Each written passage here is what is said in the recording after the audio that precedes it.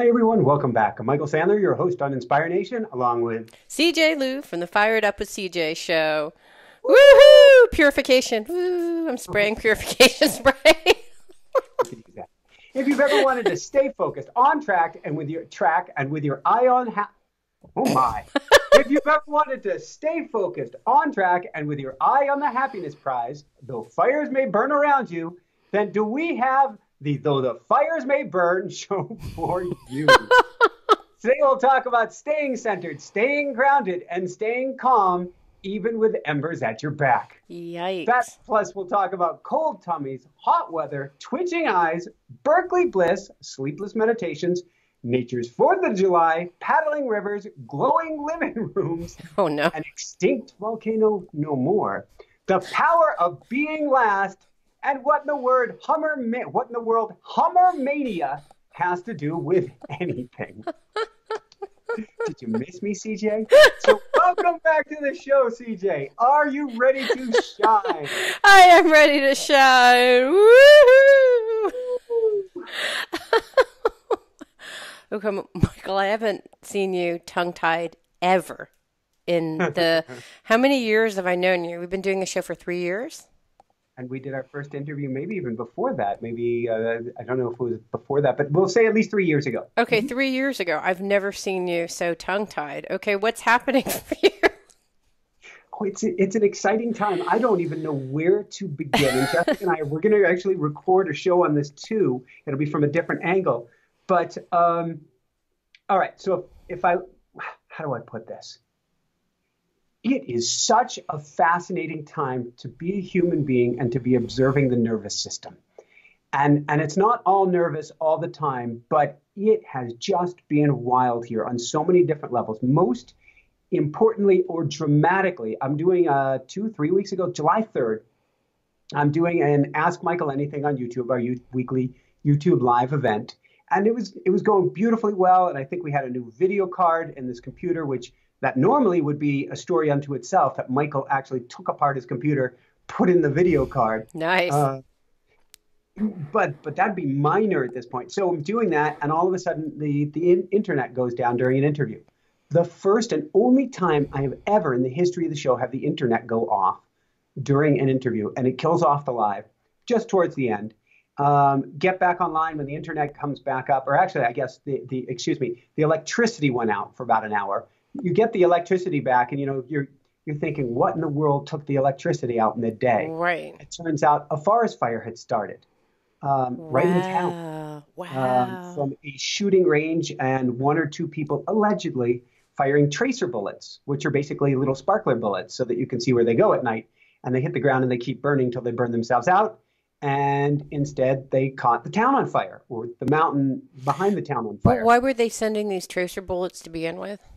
Because it was a shooting range, and though there's a stage 2 fire restriction, because we're in an extreme drought, they goofed. Or I'm being very kind, and I send love to everybody, but they weren't doing what they maybe were supposed to be doing. Okay. And Wow. that why there is even a shooting range open during a stage 2 fire restriction, where they're like signs saying keep your cigarette butts in your car, no doing this, no doing that, and yet they're firearms.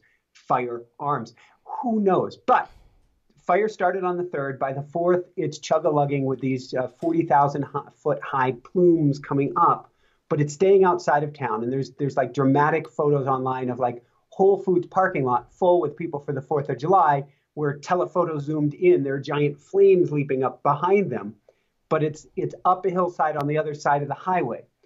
We decided to stay close to town. We had a beautiful Mexican food. We loved Mexican hole in the wall. So we found this beautiful taqueria, Mexican food place in town called BLT in Basalt. If you're in Basalt, go to BLT. We're not paid by them, but they're awesome. We're eating there. There's ash coming down out of the sky. And we're going, wow, this is pretty creepy. We didn't go to the firework or to the parade in Aspen. We decided to check out the parade a few towns over. We actually missed it. We got the times wrong because that's not where our focus was. But we ended up wanting to hightail home anyway. Our guts are saying, stay close to home. We stayed close to home. Everything's pretty calm getting into the evening. and we decided to watch a movie. I think, in fact, it had Adam Sandler as, ironically, as a firefighter in it. And we start watching this movie instead of going to like the laser show, which I guess got canceled in Aspen, the laser drone show. Um, but we're watching, and Jessica goes, "Shut off the TV." And I shut off the TV, and we're watching there was fire up on a ridge, and it hops over the ridge and starts racing full speed toward town. And it was freaky. It was, they said that it was 200-foot high wall of flames with mile-an-hour winds. With how many And mile per hour winds? 50-mile-an-hour winds. And um, we are at that point. I had been saying throughout the day, there's no chance of it coming over to us. It has to cross a small river. It has to go across a highway. And here it is racing towards town and racing toward the house. And I'm like, all right, we've got to get ready. Let's first figure out a way to pack up the cats. Right. That's no small task. Right. The 2 out of 3 extremely resistant after I moved here to get in a carrier. And I'm like, pack up the cats. And then the 911 calls start coming in.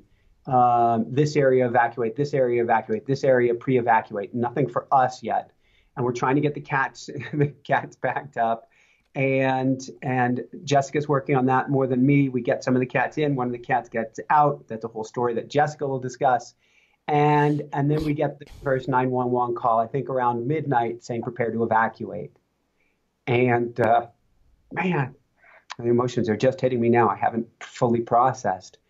You're going, all right, what do I want to take with me? I told Jessica, I said, possessions are completely replaceable. And I'd been on the phone with the insurance company earlier in the day, and some of our stuff would be covered. I'm like, possessions are replaceable.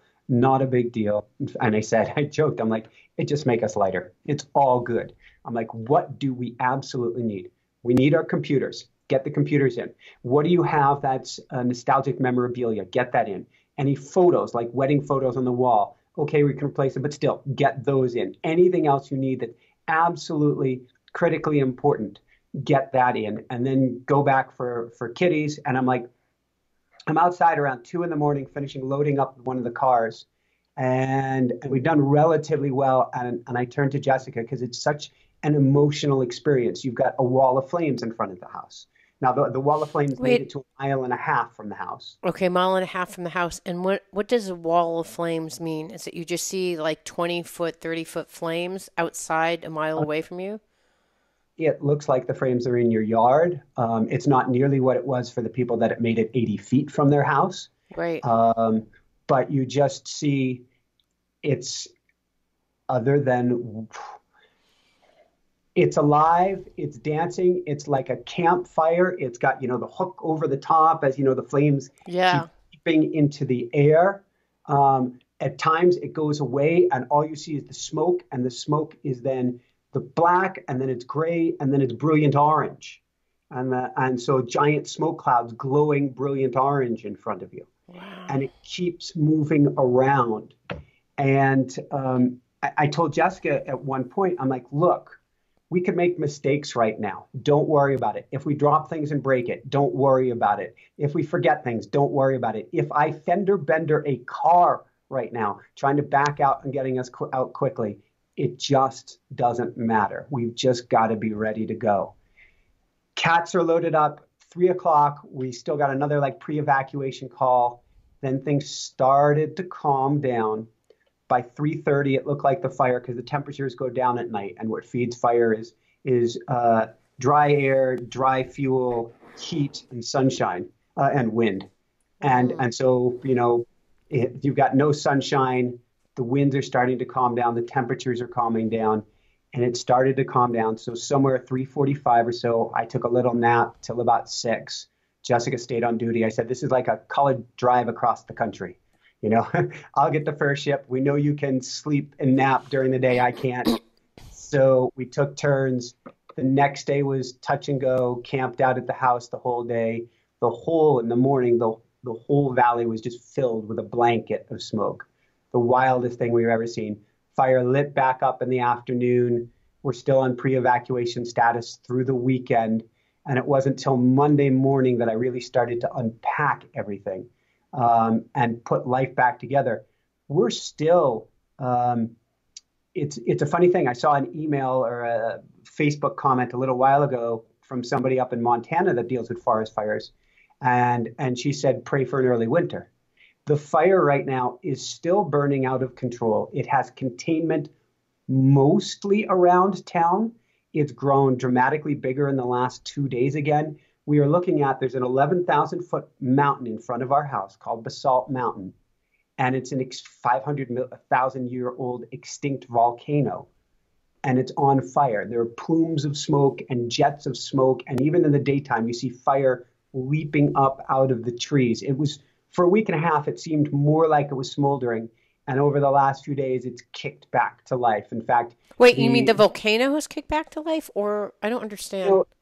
It looks like a volcano. It looks like a volcano, but it's really the trees within that forested area that are kind of coming back. I was like, I don't think a volcano can do that. No, 8,000 acres of trees on fire right in front of you. When it first happened, in fact, the first alerts that we got were you're about to lose power. This came on July 3rd. They gave notice, or maybe it was early July 4th. They gave notice and said, you're about to lose power for 72 hours. Turns out all of the power lines that feed this valley and feed through Aspen go on that mountain. And 3 out of the 4 main lines and all of their towers and all of their network had burned down. Wow. And so I'm like uploading shows furiously left and right. What can I do to keep the thing going? We didn't lose power, but because of that, they got the feds in here because it would knock out power to all of the towns through Aspen and completely leave Aspen stranded without any power. And so they brought in over 500 firefighters, got the feds in. They took charge. They built a beautiful Who are the feds? What specific arm? Federal agencies for firefighting.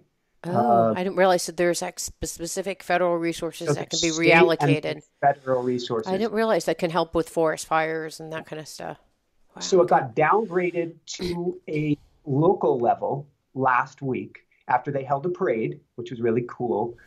I missed it. Second parade I missed. The first parade was the 4th of July, and then one for the firefighters. I told Jessica after that, I said, if there is another parade around, my inner child cannot handle missing a third of parade. We're going to be early.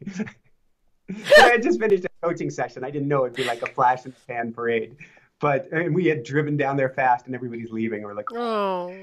But they're bringing the feds back in today because it's been about 1,500 acres in the last 24 to 36 hours. So it looks like a volcano with plumes of smoke going up almost 50,000 feet in the air. And at night, last night, we saw flames that are 500-foot flames. We see the size of a pine tree. And then it's like 10 times the height of the pine tree of these flames leaping up. And it's just wild. It's far enough away that we're very, very safe. Could something happen? Yeah. Chance, extremely limited. Maybe 1 in 1,000, 1 in 10,000. Parts of town are on pre-evacuation notice. Again, other parts are told they're safe at the moment. But each afternoon, it seems to take on a life of its own as the winds pick up here. And so we don't know. But what it has done emotionally is fascinating. And I'm just starting to learn. And as you saw, I almost teared up a few minutes ago. I'm going to have to do some work on this because I figure the whole area has PTSD. I mean, when the whole area, over half of the town did have to evacuate. All the horses and the horse properties below us had to get out of here around 2, 3 in the morning. It was a wild, scary night. The cats are screaming in their carriers because you can't let them out because you don't know if you got to go on a moment's notice. And you're like, what's going to happen? And now the fire is still burning. Mm-hmm. And one of the interesting things about smoke, so day in, day out, we're in a lot of smoke, we're in a little smoke, we're in almost no smoke, we're socked in with smoke. Smoke, the natural response to smoke is to flee. Any animal who smells smoke is going to get the heck out of there. We're not fleeing because we have our lives, we have our show, and it doesn't really make sense to flee. But the nervous system doesn't know that. And so it's fascinating to watch. It's the title of the show. Though fires may burn, how do you keep yourself centered and grounded even when you see the giant tiger in front of you showing its teeth. Mm-hmm. And it has been such a fascinating learning. I feel we've learned a lot about getting grounded, about staying grounded, about where you put your attention. You know, they say if you take a race car and you look at the wall that you don't want to hit with a race car, you're going to hit the wall. So you don't want to look at the fire too much. You're probably not going to track the fire as an individual, maybe as a community. I don't even know about that. Fire has a real life of its own. But you focus on that, you're going to bring in nervous energy and you're going to bring in other strange stuff to your life. And so you look at the fire, like before an interview earlier today, I checked the weather. What's the wind going to do? Mm-hmm. And then something popped up about terrible tornadoes that took place earlier today. And it's interesting that if you focus on one thing, I'm focusing on the catastrophe going on here, you're introduced to another one. So it's a balance. How much do you focus on the fires that are burning? How much do you focus on what else is going on in your life? And it's a delicate balance when it is so alive and so close. And like Jessica stopped running and stopped hiking about a week and a half ago because she's recovered from mold, but she's sensitive. And she's like, I'll take smoke any day of the week over mold. But I mean, it's wild the amount of smoke that we've had here on occasion. And thankfully, I had the wherewithal or the universe had guided me that when some smoke came in from a distant fire last month, I bought some heavy duty Filters. air filters and we're running them like crazy right now and really lucky about that. But so it's an interesting time. Staying centered, staying calm has been most important. Focusing on goodness, focusing on gratitude, focusing on levity. I haven't Right. made any marshmallow jokes yet, though. I'm not even going there. Going Usually any that'd be what? Fire jokes? marshmallow jokes. Oh, No, not going there this time. So, and wow. we had some cool things. We ordered off of Amazon an inflatable two-person kayak, and for the first week of the fire, we were able to get out on that several times. The river water ionizes the air, and so you're sort of out of the smoke on the river. It's such a crazy drought that we got two times in, and now there's not enough water. Wow. It's supposed to rain in Colorado every afternoon in the summer. It's called the monsoon rains. It's not raining. And like the average temperature, it says today, average high, 79 degrees. Predicted temperature for today, 95. It's wild, which means, and this is probably something Jessica and I will cover on our show. We're a completely non-political show. We try to stay as non-biased to everything we can in the world. But my God, we've got to do something about the climate. And we're like, what more can we do to be eco? What more can we do to not crank up the heat around here, which is everywhere in the world right now? And it is so, she was bawling. The first big hike we took afterwards, we went up onto a 14,000, 13,000 foot mountain. We didn't get that high because she was still suffering in the smoke, even though we got above most of it. And she was crying so much, going, what does this mean for our kids? What are we giving our kids that the place is on fire now? I Mm-hmm. mean, it's not, when it's a distant thing, you have some insulation from it. You know, that's over there. That's not here. When you're looking out your living room Mm-hmm. and the fire is racing towards you, everything changes. Mm-hmm. So that's what we've been up to, CJ. And there's some fun stuff. We'll talk bike racing Wow. maybe and stuff, and there's lots of good news. Oh, I'll give you one piece of great news. The A lot of the animals have had to evacuate. Hopefully, all of the animals that could have evacuated the mountain. And we now have at least triple, maybe even more than that today, the hummingbirds coming to our house. Wow. And so as of later today, we're going to have 6 hummingbird feeders. And we've had swarms of dancing hummingbirds, which is the coolest thing in the world because they had to leave that whole mountain range or Oh, their whole ecosystem. right. And so it's been joyous to see the hummingbirds, very sad when you look across to see the mountain, but it's been joyous to see the wildlife that has come over to join us. Right. Well, I know that luckily I told you I had that near scare incidents of kind of a similar kind of thing, but probably not as prolonged as yours, where I thought I was going to die in Hawaii. And then we had a situation where my husband and I were walking back from breakfast, and there were like a swarm of cop cars in our neighborhood. We stupidly said, well, what's going on? And we started to walk towards the cop cars and the fire trucks. And oddly, while we were walking over towards that area where all the hubbub was, To a flame. yeah, moths to a flame. I finally had, like, I knocked on the policeman. I'm like, what's happening? And he rolled down the window and said, there has been a mass shooting in your neighborhood. And we're like, what? And he said, yeah, you should head home because the shooter is still at large. And we thought, okay. We started turning around. And it was funny because as we were walking over, I said, I think we should actually hide behind cars. And I said, if that's the case, why am I walking towards this thing? But oddly, what happened is as we were walking towards this thing, this shooter was walking towards our neighborhood. And when he was walking actually right on the corner of where we live, he was looking for a car to take and flee. And frankly, who knows, had we returned back to our house like a normal person would do versus like moths to a flame, we may run into this guy because other people, including families that are at my children's school, ran into this guy and he killed them to take their car. So who knows? That could have been our fate too. But he found some type of car of some sort or a taxi or something, and he got in and he went downtown. But this shooter was at large right at the time when we were walking around, and he killed like 6 people in a cafe.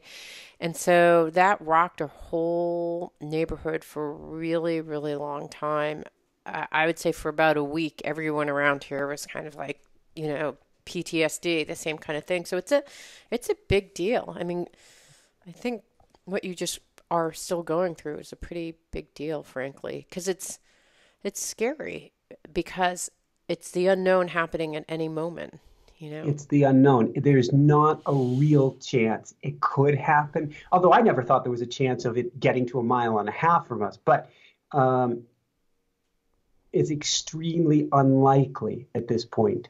And yet it's there burning right in front of us. And you can't help but watch and wonder. And your nervous system wants you to like be glued to the mountain 24/7 and keep an eye on what's going on. Right, because Jessica turned off the TV and you looked up that you even knew anything was going on and that you knew to like unload everything and that you got the phone calls. It seems like I just don't know how fast this stuff travels because, as you said, it could be the calls came one in wind. Late. Yeah. The calls came in late. So this is no fault of any agency or anything. On Facebook, on like it's the Pitkin County Sheriff's Office, they were doing updates. And they said just after sunset, it looks like there'll be no more evacuation notices for the evening. The fire has calmed down. It was only 20 minutes later that crazy winds kicked up because it had such a big column of smoke. It created its own weather pattern. They said from 2 towns over, they could see lightning coming out of the cloud. It was generating its own lightning, like a volcano, because the ashes were going up 50,000 feet in the air. And in the newspaper, the emergency crews were commented, or the fire chief, I guess, commented that they had voodoo winds. It was just these wild whipping winds created by the fire. And it came up, and all of a sudden the fire is coming down, and there are people who were, the aerial shots, it's such a miracle. The firefighters were way, way, way beyond incredible that they stopped it in people's backyards with massive, massive flames. Only 3 homes were lost. It is absolutely incredible. We had that day, July 4th, we had Jessica's going, what are they doing? What are they doing? There was a DC-10 modified for dropping slurry. There's fire retardant that's banking over the house at low elevation. A jet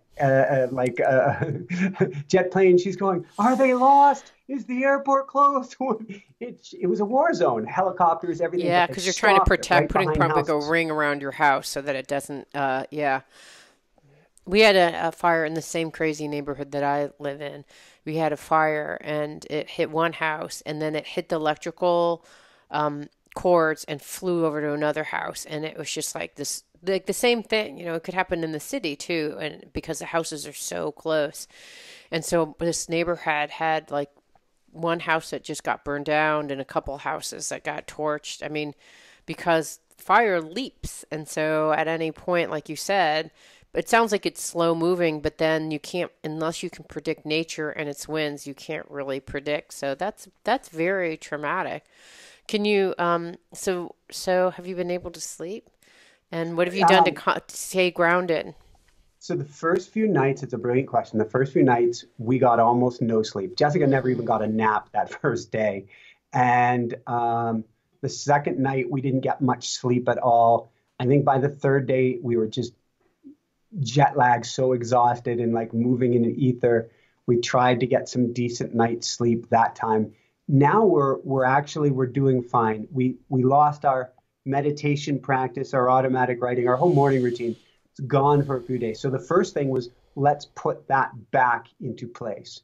We got that back into place from there. Then we started building from that. I actually did a race last Wednesday, my first road bike race in 15 years, which depending on how you got it from a safety Wait, perspective, it last went Wednesday, you said? last Wednesday. There's still Okay. plumes coming up, but they weren't as big. And I call her before the race, check in with her, call her right after the race, check in with her. But I was exhausted and had no energy at all. And I spoke with my coach, and he's like, "Look, you've got to try to build buffers in anywhere you can right now to get the stress levels down." He goes, "Training useless because the stress right now is going to consume anything." And I lost a lot of weight the last few weeks. It's just started last Friday. I guess it's a week today on an experiment of a eat everything you can, Michael. Not junk food, but just eat because I lost so much weight so quickly as it started. And so right now I'm on an exercise program, a coach program, whatever you want to call it, of a how do I build pause in everywhere I can? Can I put myself on the bed for a few minutes after an interview? Can I go for a walk instead of a run? I've taken an Epsom salt bath each morning to start the day. I do a self-hypnosis meditation track from Grace Smith, a guest we had on a couple of days ago. Highly recommend having her on. I do a self-hypnosis track each morning. After I do my automatic writing, I throw myself in the bath. Forget about the exercise, forget about whatever. What can I do to calm everything right now? Mm, And that's been the process. Last Friday night, the fires were pretty calm. We went to the symphony in Aspen, which has set up not only do they have an indoor symphony, but it has slats in this amphitheater built in like a giant tent built into a park, and you can sit outside and picnic. And everybody has their mm, dogs. And Jessica brought a two-person hammock. She's like, "Do you want to go on the hammock with me?" I'm like, "Okay." It was awesome. It was so cool. And just trying to grab those grounding moments anywhere we can. hmm.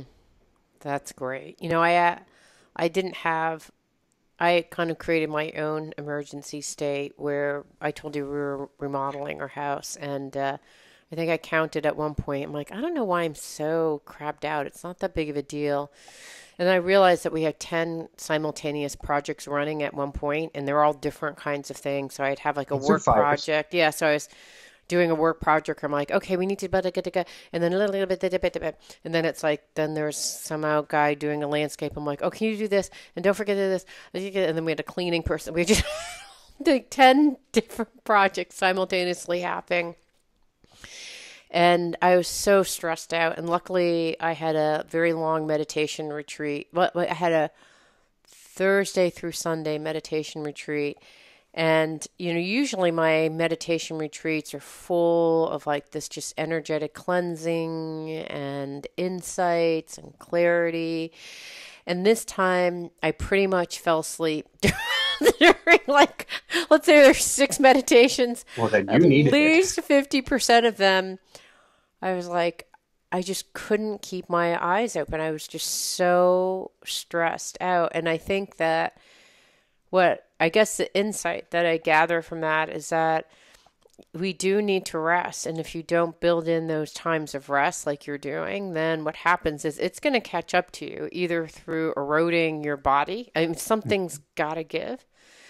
And so I actually am thankful that I had these meditation retreats because I don't know what I would do otherwise. And then even when I was in San Francisco, I'm not sure what happened, but I was doing a lot of commuting on and off the BART every day and lots of driving around and meeting one person at 3 and another person at 5 and then going home and meeting someone. And so it was very rich in that I felt like I had almost a month worth of visits. I felt like I was gone from the house for about a month, even though it had been a week. So it was very enriching, but it's that same kind of like task switching from one thing to another. And what I did is I would have moments where I would be on the BART and I would just meditate and then fall asleep. I was just I like it. that Wow. tired. I mean, I think that your body needs rest, right? And if it doesn't, and then what was happening is I could not sleep. Like I have a Fitbit that I actually monitor the amount of sleep that I get every Oh yeah. night. And if you look at in fact, I was just doing an analysis. If you look at the amount of sleep that I've been getting for the last at least 4 weeks, and then prior to that, April was the last time I'd get like about 6 hour, 32, 7 hours of sleep on average every day. And then it went down to 6 hours, 5 hours, or some nights where I got 4 hours and 43, like just a series of weeks like that. And I thought, wow, like my body is seriously just getting tweaked out because it's kind of it's not even, it's the stress that initiates not sleeping and then the not sleeping that initiates more stress. And then it's just this kind of building up that, and which is why I was asking if you're sleeping, because I think that all like, and then what you're eating, then you stress eat because you're feeling stressed. So I was eating like chips. They're healthy chips, but I was eating more than I should because I was stressed. It's all these things that once you fall off, you start falling off everything. And it's funny because I looked and I thought, I have not done my morning pages since June. Mhm. I looked, it was like June 9th. It Wow. just dropped off and I didn't even know that it dropped off. So it's very similar. And I think that, I don't know about you, but when I went back, it's like, okay, I'll just do them. Like you don't have to punish yourself. You don't have to go, oh gosh, look at you. Oh There's no no. shame or judgment. And I think the old me would have been like, see, me. But I just thought, okay, well, just start doing it again. It's not that big of a deal. Kind and gentle. And I actually got a dream, I think it was on the third night, of something to do with a bike race. And I could go to a bike race in the evening, or I could start the race the following morning. However, the dream worked out, the message was very clear. Tomorrow morning, get back into your routine. And that's what I did, but without judgment. And I've been like not getting up as early as I usually do, not worrying about it at all, not trying to fit it all in, just as gentle. I guess I signed up 2 weeks ago, in a moment of either complete clarity or complete insanity. I signed up for the rest of the race season. Yeah, And I said, that way I won't have to worry about, do I go, do I not go? You've already paid for it. right. And so last night was another, was it last night? No, Wednesday night was another race. And it was the day that the fire was starting to take back off. But I had talked with my coach about this, and he's mainly an athletic coach, but right now he's helping me get grounded and stuff. And he's like, well, you paid for it. And I'm like, I'll tell you what I'm going to do. I'm not going to call it a race. I'm going to call it a ride. And I'm going to go for a ride with others. And when they take off at the start, I'm not allowed to go with them. And that's just what I did. Now, I was on my old, beautiful, loving clunker. Actually, the fork The one died at that the end like of the Lance race, Armstrong gave you called the nice vintage. antique. Yes. And now I get to figure out what to do because the fork made it through the race but died on me. Uh, I am set on not buying a bike until the fall. We shall see how that goes. But that is, if Okay. one magically appears before that, I shouldn't say that. I'm open to anything. If the magic bike appears for me today, a 29er, fast, light, mild suspension, I'm down with it. But but I couldn't even get traction last night sitting in the saddle going up a steep first climb. They're out of the saddle dancing away from me and my rear tire is spinning. And I'm like, it's okay, Mike. It's okay. It's okay. And I had a ball. It was obviously behind everybody else, and I'm learning my ego did much better the first race at being last. The second race I actually was a road race, so I advanced, got in a faster category for safety. I was last again, and yesterday, what do you know?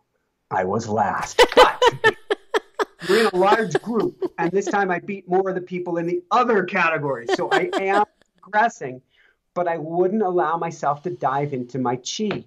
I wouldn't let myself go into my reserves because I know right now, whether it's because of the fire, whether it's because we're talking about fires burning around us, when there is a lot of stress level, don't dig yourself in a hole. You may need that. And so I deliberately kept myself off of the throttle. When I got at top of the hill and we're playing in the woods, I had a ball. I felt like a little kid again. I kept asking myself, are you having fun? Is this worth it? How are you feeling? And I'm just getting childlike joy. That's what this is. I don't care if I'm first or last in the woods. And I know my bike isn't like anybody else's. So be it. Childlike joy, childlike joy. And I just kept asking.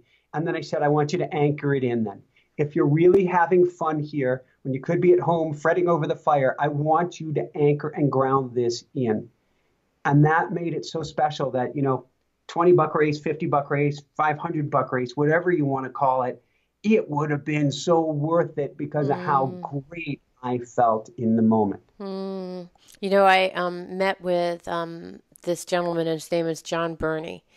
And he's anchored in the state of being present, which he describes as being realized. I mean, he is present, I think, pretty much almost 24/7. So when you're with him, he has this deep sense of presence. And I was helping him with some of his marketing materials, and I met him when I was in San Francisco. And it's one of those... you just go for something, you don't know why you're doing it, but you're led by spirit. So you just continue doing it and you're like, I don't even know why I'm doing this, but I'm doing it anyway. So I had interviewed him probably a month or so ago, and it was just such a great interview. His energy came through, and his energy met my energy, and it's just like, it's just this really exciting, fun, lighthearted kind of connection.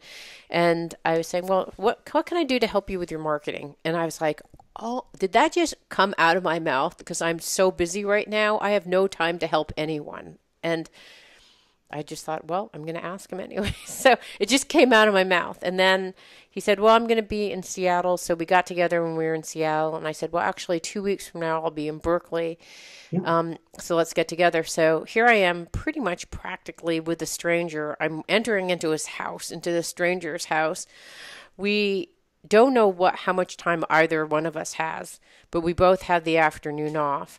I'm like supposed to meet. I arrive in San Francisco at I was originally booked to fly into Oakland. I'll tell you about how great the universe is. I was originally oriented to fly into Oakland, and then I was going to meet him in Oakland, and then which is versus San Francisco, where he lives. And then I was going to the airport, and I heard in my head, go change your flight to fly into San Francisco, see what the fees are. So I thought, okay. So I walk in and I said, where's the information from Alaska? And they're like, right there. So I get out of that thing. I go and I'm like, is there a flight to San Francisco? And they said, yeah, it's leaving. Yeah, there is. And there's an opening.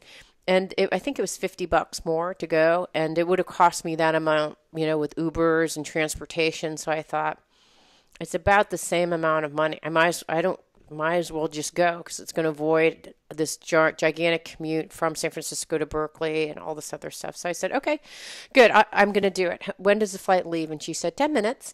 And had I not done that, I would have had to wait for 2 hours for my next flight to Oakland. So she said, it's leaving in 10 minutes. And I was like, okay, cool. And I said, where is it? And she's like, oh, it's about 30 feet from here. I said, I'm like, Seriously?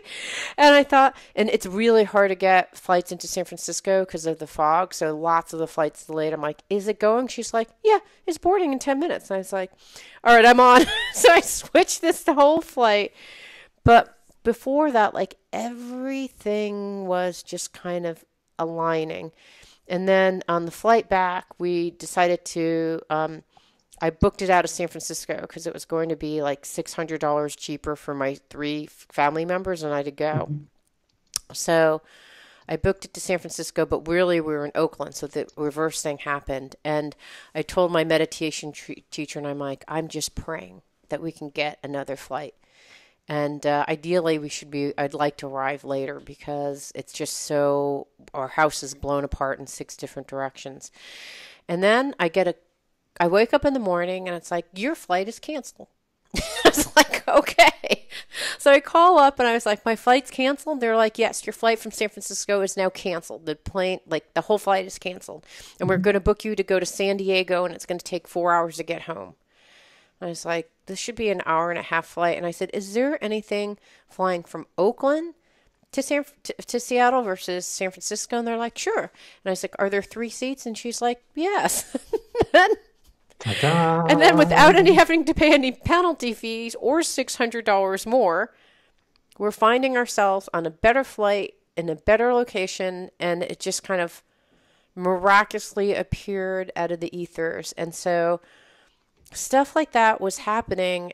And you know what I think it is when you're in alignment, like when you start kind of like just being present and tuning in, the world just aligns around I mean, I just cannot explain how this miracle happened with both of these flights and everything before then, where there would be like, I'd be driving and like all the lights would be green, like, which, you know what I mean? Where there's certain types of traffic patterns, it's never all green. But somehow there's like some zone that I snapped into and, and I don't know if it continues to happen, but it kind of does. Even like today, I had a meeting yesterday and I was just so tired. During the meeting, I was so stressed out after Yeah. talking because it's a very kind of traumatized team. And I was talking to every team member, hearing their perspective. So each time I heard like 6 different traumatized team members. Oh, At the end, my eye was twitching.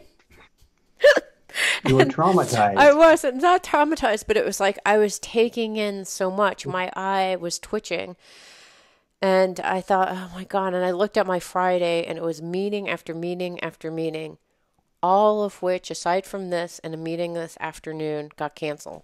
It was just, I love I was that. like, thank you. And I wouldn't have wanted to cancel on any of these folks, but I was kind of like secretly wanting them to be canceled because I just needed a break. But sometimes just the world aligns. So, anyways, We did the YouTube live Ask Michael Anything event 2 weeks ago. The electricity comes out. Last week we had a gap in the schedule beforehand where we were going to go to kayak and just throw ourselves in the river. Forget about running, forget about cycling. Just go to the river, get out of the smoke. We packed everything up as soon as my interview or coaching session, whatever had taken place. We raced for the cars. We parked one car down the river. We drive back with the second car because you need to shuttle yourself because you got to get out of the water and get the boat back. And we get back. We get in the kayak. We head downstream. It was awesome, and we finally got. We called it a two-person kayak or a two-person tandem is bicycle is either a marriage maker or divorce maker. Uh, I totally get it. and it was touch and go when we first tried the tandem kayak a couple weeks ago, and then we figured out put her in front, I'm in the steering in the back, and she looks and lets us know where to go, and we figured it out. We had the most awesome session. We get down, we get out of the water, it's perfect. We get the kayak back over to the car. We go to deflate the kayak, and we go keys. They're in the other car. We have the keys to the other car, but we don't have keys with us to the vehicle that we're supposed to pick up and go back. And it's less than an hour until your YouTube live. Wait, Flow, CJ. wait, I don't understand. So you drove over to kayak, but then you're going to switch cars and you didn't have the So you cars for take the new two cars keys. to go kayaking. You go and you drive one vehicle down to where you're going to pull out of the water. And then you take the other vehicle. So you drive down with two vehicles, two people. You leave one car at the pullout. You drive the other car to the put in. You put in the kayak Oh no. and paddle to the pull out. Oh, And like, who needs the keys to the other car if you're not using it? And oh so here we are, but it was no. flow, total flow. I'm like, we're gonna be fine. It's all gonna be great. And I'm like, I've never actually tried this hitchhike thing. I've done it with a bicycle with a flat tire, but I've never actually just tried the hitchhike thing. And so I put out my thumb, and she was going to stay with the kayak and the other vehicle. I put out my thumb. First car stops. I get picked up, takes me to the intersection of the highway, put out my my thumb. The fourth car, a woman who may actually become like our financial consultant, she stops. Never met her before, but who knows for the future now. She stops, takes me all the way right to the kayak. I am back with the vehicle in a little bit of rush hour traffic, just as Jessica's finishing rolling up the kayak. She's like, "How did you get here so quickly?" We weren't late for our Ask Michael Anything. Total and complete flow. Total flow. And met beautiful, beautiful people. We didn't panic. We didn't worry. We said it's complete and total allowance. And I put out my thumb. Okay. All right, I have to show you something. Are you ready? Okay, I'm going to see if I can show you this. See this gigantic scar on my leg? No. Yes, Okay, so, yes, I did. so I'll tell you, as all these wonderful flow things were happening, also unwonderful flow thing. I was going to Berkeley, like I said, back and forth. And after my meditation retreat, you're kind of a little bit spacey after your meditation retreat. So I went and I keyed in my friend's apartment. I typed it in, but I neglected to put San Francisco. So there's surprisingly another address identical to that. And it gives me directions on the BART. And I'm not that familiar with that area, so I end up going the wrong direction. But I'm familiar enough to go like, wait, I shouldn't Doesn't be feel here. right. Like, and then I got off the BART, and because it's July 4th weekend, there's like a delayed BART schedule. So like anytime you see a BART going in your direction, you should catch it or you're going to wait for another 20 minutes. So I thought, I'm on the wrong BART. I've been going on this same BART for the wrong direction for 20 minutes. So then I get up, run to the other BART, and I fall down the steps on the Oh no. escalator going up, which is just a gigantic scar on Oh, both they of have teeth. Escalators yeah, have it's like teeth. yeah. So I have two scars, and I Oh. showed you the worst one, but like on both of my legs, and I'd fallen down to go on the So now you're escalator. bleeding, trying to get onto a BART. They're Exactly. looking at you. And I'm like, it doesn't matter. I'm getting on this BART. I don't care. So I'm like bleeding. I took what should have been in previous days, it took 20 minutes to do this appropriate BART. It took me 2.5 hours to get up there because of my mistakes, because of the delays. It was horrible. And by the time I got there, it was just, and okay, so it was bad enough that all this stuff was happening. Mhm. And then on my route earlier that day, I was trying to like again make this mad rush into San Francisco to see a friend. So I'm rushing on the BART, going on and off. And as I'm riding on the BART, I'm really stressed out because I'm trying to meet this friend in a very short time. You know, one of those things where you have 4 hours. It seems like it's okay, but like 1 hour on each direction is commuting, so it's like maybe 3 hours. So if things don't go right, like it may not work. So I did that in the afternoon, and as I'm sitting there, I'm like, I just want to chill, because I've just been sitting in meditation. And I'm sitting there, and these four guys come on to the train. They crank up this really loud music, so I can't even listen to my like nice Beatles song that's completely serenading me and relaxing me. These guys come on, and they are doing this rap dance that I've never. It's like it's actually beautiful. But I'm annoyed because I was like, just wanted to chill. But instead, this really loud rap music is like right, like literally the boombox is or whatever, the speaker's right next to my head. So I was like, just take my headphones. I'm like, okay, if I'm truly understanding this meditation retreat, it's about surrendering to what is. I'm like, okay, you want to listen to this Beatles thing? It's not happening. Just take your headphones off and just enjoy. So I look, and these guys, they're taking, you know how in the bar, do you know when you ride public transportation, there are usually bars that are running on the top of the poles. Yep. They have choreographed this whole dance where they're grabbing, like they're doing these, there are these guys, teenage boys who are doing these pole dances. Like it's like a parkour kind of thing where they have their foot on, they figure out a way, I can't even describe this, with between their arms and their legs, they're sliding down, they're doing these gymnastic moves to this music.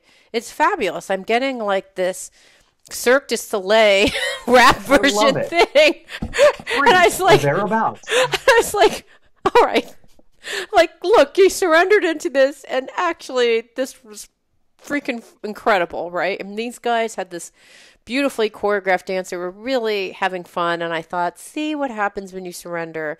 And then I like dug out some money and gave it to them, and then they left. And then, so that was my first kind of stressed out, but then I just relaxed into it. Second time when I'm taking this 2-hour trip, I'm talking to my husband on the phone. I haven't been able to talk to him for a while. Finally, I'm able to talk to him. So I'm like, okay, at least you're able to talk to your husband on the train. That's nice. And a busker comes on to the subway, and he starts playing The Piano Man really loud right next to me. And he's like screaming a song. He has your number. He has my number. Screaming a song in my ears. I was like, okay. Piano Man, sing me a song on the Piano Man. You know, he's just like screaming in my ear. Plus he's playing the Piano Man song with the guitar, and I'm just like, I'm just so irritated. And I thought, okay, surrender. And then I did it. And I just sat there. I was probably looked like an insane person because I just sat there on the bar just laughing my head off because I'm like, really? 2 hours, I'm bleeding? This guy is singing into my ear, like screaming into my ear. And then I just started laughing. And then the whole thing became just ridiculously funny because it was just 24 minutes turned into 2 hours. And anyhow. So, and you will talk about it for the rest of your life and treasure it. Well, it's sometimes but you know what it is? I went out of the flow. I was literally trying to push the river, and life was going like, okay, this is what happens when you try to go outside of the flow. So, anyhow, so that's my update. I know that you have to go. Anything else from you? Well, it's interesting because right now I'm looking and I want to see, my window's closed. There's actually more smoke in the room right now. It's gotten smoky around the house a little bit. Oh my God. Okay. Since we started. So it's okay. I get to turn on the little AC unit and power up all of the air filters after this. But I'm just being observing and I'm being present with it. And I've said it so many times before, but I think it bears repeating again. This too shall pass. Whatever it is shall pass. You're stuck with the Piano Man on guitar in your ear while bleeding on the BART. This too shall pass. Right now, my nervous system is going, run for the hills. I'm so sorry. Oh, God. You're doing really well, given that this is happening real time. God bless you. It will pass. Yeah. And I am the combination, we'll talk more about it in the future, of just watching the emotions around this, watching the emotions with the bike racing, which has been, God, I am learning so much about myself. Mm-hmm. Yeah, I'm not learning how to be the superstar, whatever, at the moment. Again, it doesn't matter what I'm learning on a deep soul core level by leaning into all of the stuff that's going on. Mm-hmm. Is completely invaluable. So I guess that's the last thing. Don't push it away. Don't fight whatever is coming up. lean into it, and realize it is here to serve you. Mm-hmm. You may not know it at the time, but you'll reflect back and you'll realize that it is. Absolutely. And so that event that you took place of being out of the flow, that's here to serve you. And the next time you go, you might go, maybe not. Maybe not. Exactly. And for us, it's just challenging us to get centered, get more centered. I am going to continuously challenge myself in the next few weeks. And frankly, one of these days, I will not be last in the race, and I will move up and up and up. Not of I need to beat people, but I just want to see what I can do. But the biggest, and this is coming down from my coach and from my inner coach, my biggest challenge for me now is to get off of the gas and see how much I can put back into my reservoir, back into my tanks, and how much I can relax and find pause every single place that I can right now. Mm-hmm. Love it. Woohoo! That's good. That's all I've got, CJ. And I look at the clock, and I've got about a minute until I'm going to Okay, I'm good. Throw on all the air that I can in the house first so I can start to expunge. You shut everything off so that things are quiet during the show, and then I'll crank it all back up afterwards. So, but with any luck and blessings, we will go to the outdoor concert again tonight. Yes, we will check on all the reverse 911 stuff, but I think our place is really, really, really safe. And all our hopes and blessings and prayers go out to everybody who is affected by anything, by the tornadoes that have happened, by the boat that's flipped over, by any of the natural or unnatural tragedies. My heart goes out. Love, love, love, love, love. Woohoo. Woohoo. You're not woohooing for tragedy here. No, I'm woohooing. That was the love woohoo. Exactly. So for everyone out there, this is Michael Sandler and CJ Lou from the Fired Up with CJ show. Maybe not so fired up show. God, I just caught that. The Water It Up CJ show. Rain it up, kind, gentle, easy, good, so that we don't have flash floods. This is Michael Sandler and CJ Lou, right? Yes, Fired Up with CJ Lou. Say, be well, have fun. Stay centered and grounded, or get into your flow, no matter what fires are burning around you. And may they be kind, gentle, easy, good. And above all else, shine bright. Woo! It means so much to me that you're listening to the show. I would love your support in any way by giving me comments below, or to subscribe to the show, or share the show with friends. Thank you again for your support. Love and blessings.